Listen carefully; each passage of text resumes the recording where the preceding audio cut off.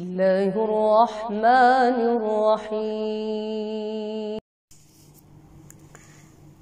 السلام علیکم، کیسے ہیں آپ سب؟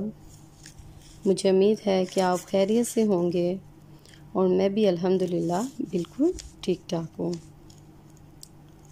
آج کے سبق کا آغاز کرنے سے پہلے میں آپ سے پچھلے ہفتے کا سبق پوچھنا چاہوں گی۔ مجھے امید ہے کہ حضرت نوح علیہ السلام کا سبق آپ کو اچھی طرح سمجھ میں آ گیا ہوگا، اور کاپی پہ کام کیسے کرنا ہے یہ بھی آپ کو پتہ چل گیا ہوگا۔ آپ میں سے مجھے کون بتائے گا کہ ہم نے اپنے پہلے سبق میں کیا پڑھا تھا؟ جی ہاں، ہم نے سبق حضرت نوح علیہ السلام کے ذخیرہ الفاظ کیے تھے، اور ساتھ ہی ہم نے اس کے معنی اور جملے بھی کیے تھے۔ تو بچوں، میں نے اس کے علاوہ بھی آپ کو کام دیا تھا، جو کہ تھا آپ کا گھر کا کام۔ کسی کو یاد ہے کہ میں نے آپ کو گھر کا کام کیا دیا تھا؟ جی ہاں، میں نے آپ کو کشتی اور اس میں موجود جانوروں کے ماڈل بنانے کا کہا تھا۔ تو آپ مجھے بتائیں، آپ میں سے کتنے بچوں نے گھر کا کام کیا ہے؟ شاباش، اگر آپ نے کام کر لیا تو یہ تو بہت اچھی بات ہے۔ بچوں، جو بھی آپ کو کام دیا جا رہا ہے آپ اسے لازمی کریں، اس سے آپ کو ہی فائدہ ہوگا۔ تو آج ہم اپنے سبق کا باقاعدہ آغاز کرتے ہیں۔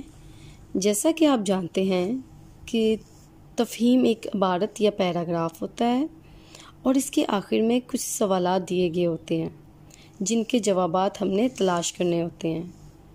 اسی طرح آج ہم حضرت نوح علیہ السلام کے مشقی سوالات کرنے جا رہے ہیں۔ آپ نے سبق کو 1 سے 2 بار پڑھنا ہے تاکہ اس کے جوابات آپ کو آسانی سے مل سکیں۔ کام شروع کرنے سے پہلے آپ نے انڈیکس پر آج کی تاریخ اور عنوان لکھنا ہے۔ پھر آپ نے کاپی کے صفحے پر تاریخ لکھنی ہے اور عنوان حضرت نوح علیہ السلام کی کہانی لکھنا ہے، اور مشق لکھ کر آپ نے سوال نمبر 1 لکھنا ہے۔ سوال نمبر 1، حضرت نوح علیہ السلام کون تھے؟ ہم نے جیسا کہ پڑھا ہے کہ حضرت نوح علیہ السلام اللہ کے نبی تھے، یہ آپ نے لکھ لینا ہے کاپی پہ۔ جب آپ ایک سوال لکھ لیں تو لائن ضرور چھوڑنی ہے، اس سے آپ کا کام خوبصورت لگے گا اور اچھا بھی لگے گا۔ اب ہم سوال نمبر 2 لکھتے ہیں۔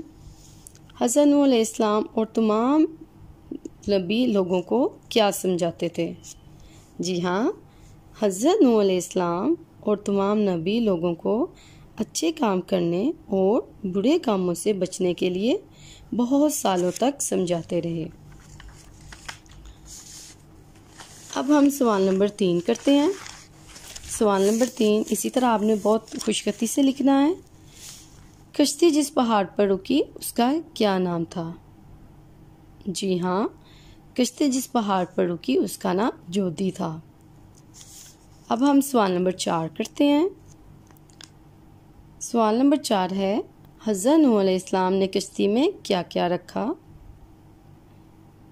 جی ہاں، آپ نے بالکل ٹھیک کہا، حضرت نوح علیہ السلام نے اللہ کے حکم سے تمام جانوروں اور پرندوں کا ایک ایک جوڑا اور کھانے پینے کا سامان کشتی میں رکھ لیا۔ سوال نمبر 5، نافرمان لوگ حضرت نوح علیہ السلام کا مذاق کیوں اڑاتے تھے؟ تو جی، اس کا جواب ہے، جب اللہ کے حکم سے حضرت نوح علیہ السلام نے کشتی بنانی شروع کی تو لوگ ان کا مذاق اڑاتے تھے کہ یہاں تو دور دور تک کوئی دریا یا سمندر نہیں ہے، تو یہ کشتی مٹی پر چلاؤ گے کیا؟ تو جی جماعت 3، آپ نے اسی طرح کاپی پہ عنوان حضرت نوح علیہ السلام کی کہانی، مشق، سوال 1 سے 5 تک لکھ لینے ہیں، اور ان سوالات کے جوابات آپ نے کاپی پر خوبصورتی سے کرنے ہیں۔ ہر سوال کے جواب کے بعد ایک لائن لازمی چھوڑیں تاکہ آپ کا کام خوشخط لگے۔ اب آپ کو گھر کا کام دیا جاتا ہے۔ معروضی سوالات صفحہ نمبر 10 اپنی کتاب پر حل کریں۔ اپنا بہت زیادہ خیال رکھیے گا۔ اللہ ہم سب کو اپنے حفظ و امان میں رکھے، آمین۔ اللہ حافظ۔